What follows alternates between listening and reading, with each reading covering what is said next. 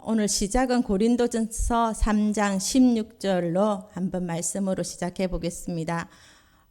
고린도전서 3장 16절 말씀에는 너희는 너희가 하나님의 성전인 것과 하나님의 성령이 너희 안에 계시는 것을 알지 못하느냐는 말씀으로 시작합니다. 하나님께서 우리는 성전이라고 말씀합니다. 그리고 그 성전 안에 우리 안에 성령이 거하고 계시는 것을 다시 한번 되새겨 주시는 것입니다. 이 성전에 대한 말씀을 또 성령에 대해서 하나님께서 말씀하시는데 에베소서 4장 30절 말씀에는 이 하나님의 성령을 근심하게 하지 말라. 그 안에서 너희가 구원의 날까지 인치심을 받았느니라 합니다. 근심하지 않게 하는 이 일을 우리가 구원의 날까지 하라, 그렇게 말씀하고 있습니다.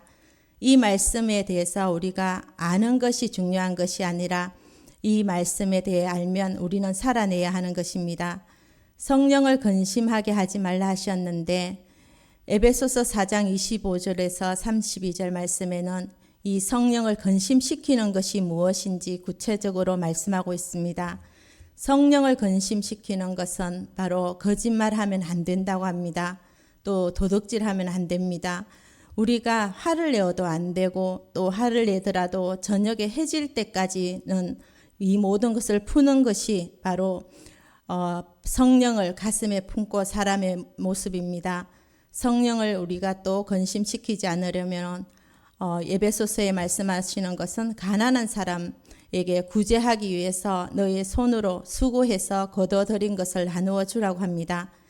또 성령을 우리가 근심시키지 말아야 하는 것은 또 우리가 삶에 있어서 비방하지 말아야 하고 또 수군거리거나 우리가 화를 내면 되지 않습니다. 서로 우리는 친절해야 되고 또 용서하기를 하나님이 그리스도 안에서 우리를 용서해 주신 것 같이 용서하라고 합니다.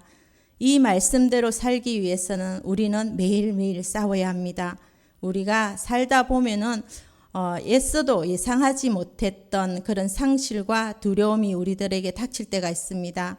오늘 본문 1절 말씀은 여호와의 종 모세가 죽은 후에 라고 하면서 여호수아가 시작됩니다. 여호와께서 모세의 수종자 눈의 아들 여호수아에게 말씀하셨습니다. 2절의 말씀도 마찬가지로 내 종 모세가 죽었으니 너는 이제 이 모든 백성과 더불어 일어나 이 요단을 건너 내가 그들 곧 이스라엘 자손에게 주는 땅으로 가라 합니다.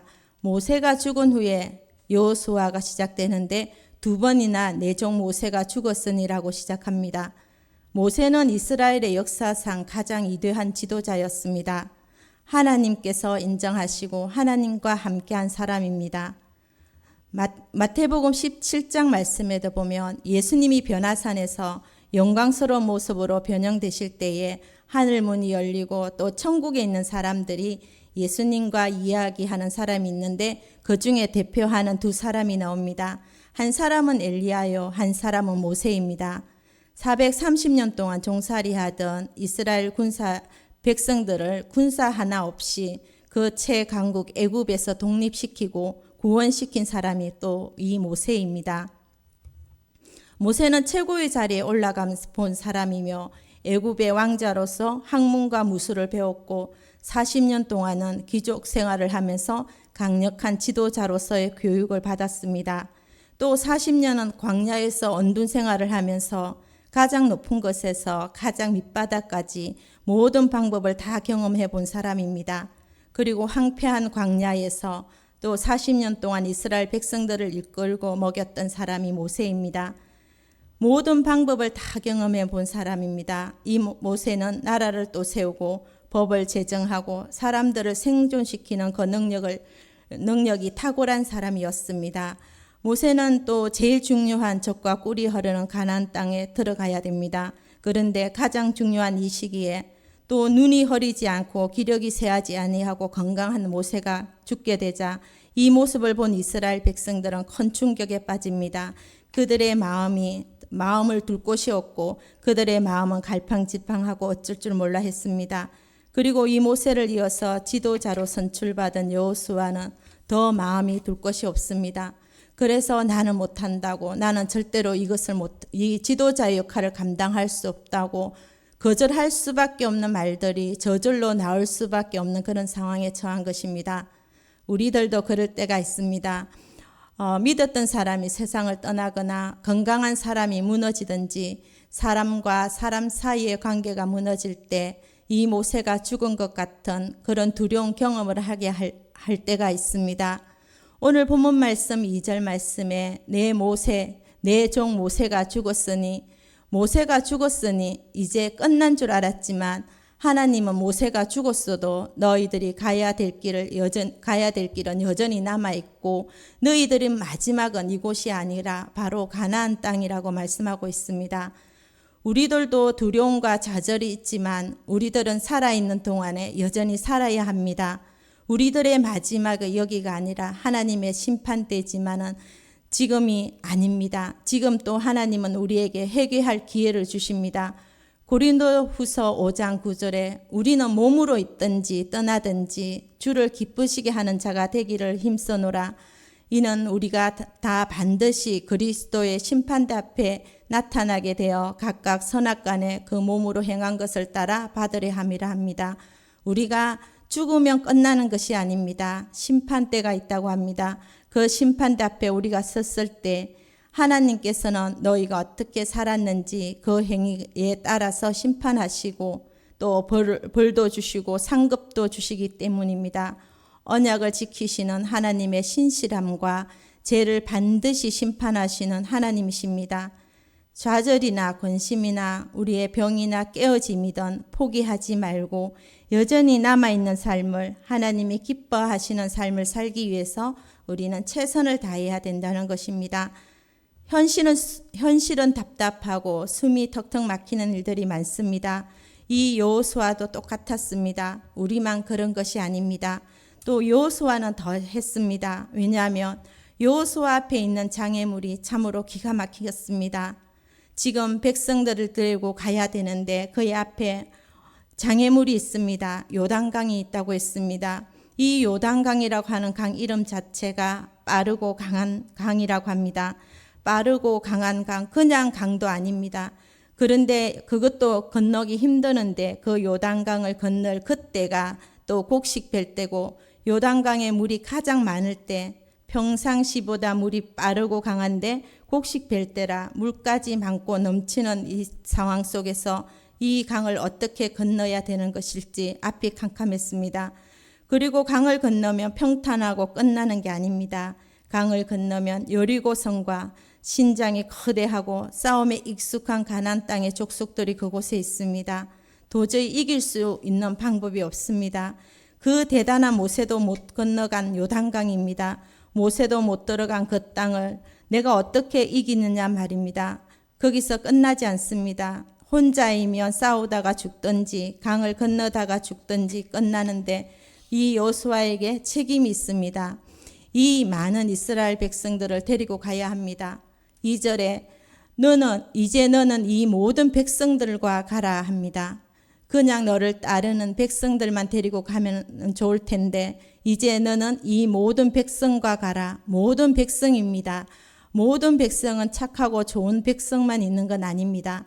그 모든 백성 중에는 말이 많은 사람이 있을 끼고 반대를 좋아하는 사람과 또 자기만이 최고라는 사람과 뒤에서 함정을 파고 또 빠지기를 기다리는 사람이든지 분열을 만드는 사람, 또 짜증스러운 사람, 불평하는 사람, 병든 사람이 있을 것이며 나 좀 살려달라고 하는 사람, 늘 똑같은 말만 하는 사람, 수없이 피곤하게 하는 사람들이 많이 있습니다.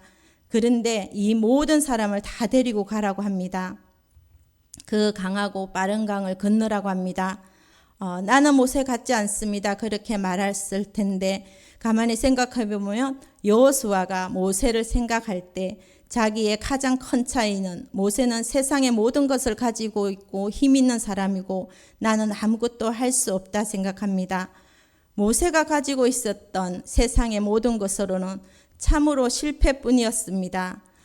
좀 쫓겨난 뿐이었습니다. 정말 척박한 뿐이었습니다.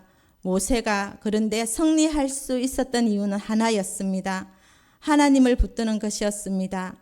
그러면 여호수아도 하나님만 붙들면 승리할 수 있다는 것입니다. 또 여호수아만 요단강을 건너는 건 아닙니다. 이스라엘 백성들의 지도자 모세는 그 험난하고 더 어마어마하게 큰 홍해를 건넜습니다. 이미 모세는 그 사람들을 데리고 광야에서 40년을 살아왔습니다. 그래도 여호수아에게는 불만을 가지고 있는 사람이 그리 많지 않습니다. 모세에게는 사람들이 그저 배고프다, 이 광야에서 목마르다, 이 광야에서 나에게 고기를 달라, 채소를 달라, 덥다, 춥다, 왜 당신은 그 사람이랑 결혼하냐고 별의별 소리를 다 들었습니다. 얼마나 화가 났으며 그 참는 것에 아주 능숙했고 온유한 그 모세가 바위를 내리치는 실수를 하게 됩니다. 여호수아는 이미 준비가 되어 있습니다. 나는 부족하다, 아무것도 못한다고 했지만은 여호수아를 막는 것은 오직 하나, 두려움뿐이었습니다. 그 두려움만 이긴다면 여호수아는 모세보다 더 위대한 일을 할 수 있는 사람입니다. 1절에 여호수아를 모세의 수종자 여호수아라고 합니다. 수종자라는 뜻은 섬기는 자, 군사의 보좌관, 후계자라고 하는 뜻입니다. 이미 후계자로서 앞에 있는 사람들의 모든 것을 전수받고 그 일을 그대로 할 수 있는 사람입니다. 이미 여호수아는 모세가 하는 모든 일을 하고 있었습니다. 아말렉과 싸움할 때 모세는 두 손을 들고 기도했지만 진짜 밑에서 싸운 사람은 바로 여호수아입니다. 그가 정복하고 싶은, 또 적과 꿀이 흐르는 그 가나안 땅에 들어가고 싶은 것은 또 더 간절했던 모세였지만 그 땅에 들어가서 40일 동안 정탐하고 오는 것은 바로 또 여호수아였습니다. 정탐꾼들이 그 땅에 못 들어간다고 말할 때에 그들은 우리의 밥이다고 말한 사람이 또한 여호수아입니다. 그 당당하게 외치고 그들을 설득시키려고 하다가 죽을 뻔한 사람도 여호수아입니다. 여호수아가 하나님 앞에 어떠했는지 출애굽기 33장 9절에서 11절 말씀에 나와 있습니다. 모세는 진으로 돌아오나 눈의 아들 젊은 수종자 여호수아는 회막을 떠나지 아니하니라. 이 말씀은 여호수아가 모세보다 더 많이 기도하고 모세보다 더 말씀을 많이 보게 되고 여호수아가 모세보다 더 하나님 곁으로 가기 위해서 몸부림쳤다는 겁니다. 모세는 기도하다가 회막을 떠났는데 여전히 기도하고 여전히 하나님 곁에 있던 사람이 바로 여호수아입니다. 이제는 살아내려고 하는 작은 것부터 시작되는 것입니다. 작은 것부터 싸워내는 것입니다. 이미 여호수아는 그 자격을 갖추었습니다. 하나님이 그가 지도자라는 걸 인정했고 백성들이 지도자라고 말합니다. 1절에서 6절까지의 말씀을 보면 하나님이 말씀하십니다. 내가 모세에게 말한 대로 너희 발바닥을 닿는 곳은 어디든지 내가 주겠다. 내가 사는 날 동안 아무도 너희 앞길을 가로막지 못할 것이다. 내가 모세와 함께 하였던 것 같이 너와 함께하며 너를 떠나지 아니하며 버리지 아니하겠다. 강하고 담대하기만 하라. 이 말씀은 하나님이 여호수아에게 말씀합니다. 백성들도 이 여호수아를 인정합니다. 당신이 우리에게 명령한 것은 우리가 다 행할 것이요 당신이 우리를 보내신 곳에는 우리가 다 가겠나이다. 우리는 범사에 모세에게 순종한 같이 당신에게 순종하려니와 오직 당신의 하나님 여호와께서 모세와 함께 계셨던 것 같이 당신과 함께 계시기를 원합니다. 누구든지 당신의 명령을 거역하며 당신의 말씀에 순종하지 아니하는 자는 죽임을 당할 것입니다. 라고 합니다. 그리하면 백성들이 말합니다. 오직 강하고 담대하소서. 하나님 말씀하시는 것이 아닙니다. 백성들이 말했습니다. 여호수아는 이 사람들과는 같이 못한다고, 이 사람들과 못한다고 얘기했지만 오히려 사람들은 여호수아에게 강하고 담대하기만 하라고 합니다. 당신이 우리들의 지도자가 되어 주시기만 하면 된다고 합니다. 그러면 우리가 무엇이든지 하겠다는 것입니다. 당신이 우리들의 지도자가 되는 순간 우리들은 뭐든지 할 수 있다 합니다. 이 땅을 지배할 수 있고 모든 민족도 우리는 이길 수 있다고 합니다. 그러니 마음을 약하게 하지 말고 강하게 하라 합니다. 백성들까지도 여호수아가 모세의 뒤를 이어 지도자가 되는 것을 인정했습니다. 하나님이 두려워하지 말고 담대하라, 마음을 강하게 하라고 말씀하셨습니다. 백성들도 똑같은 말을 했습니다. 두려움을 이긴 여호수아는 이 두려움을 깨고 사자 같은 지도자가 되었습니다. 이스라엘의 백성은 이미 순종하지 않아 광야에서도 너무 많은 시간을 보냈습니다. 그렇게 돌고 돌아 드디어 약속의 땅으로 들어가는 일만 남은 것입니다. 아마도 그들은 더 이상의 실패를 하고 싶지 않았을 겁니다. 우리의 삶도 마찬가지입니다. 우리는 수많은 어려움을 통하여서 마음이 무너지고 약해져 의심할 때가 많습니다. 하지만 우리 중심에 하나님의 말씀이 바로 서 있다면 그 어떤 어려움도 극복할 수 있는 삶 속에 말씀이 힘이 될 것입니다.